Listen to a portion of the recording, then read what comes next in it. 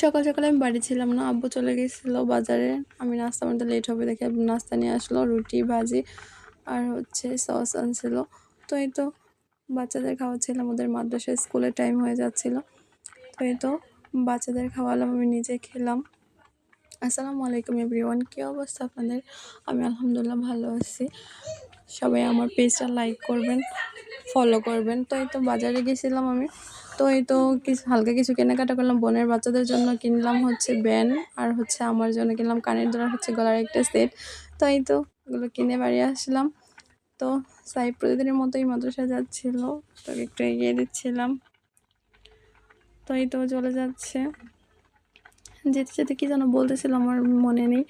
তো এই তো আবার তাকাচ্ছে পেছনে ফিরে, ওকে দিয়ে আসলাম।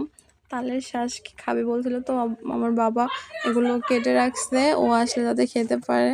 এগুলো খেতে কিন্তু ভীষণ মজা। দেখা পরিবর্তে আল্লাহ হাফেজ।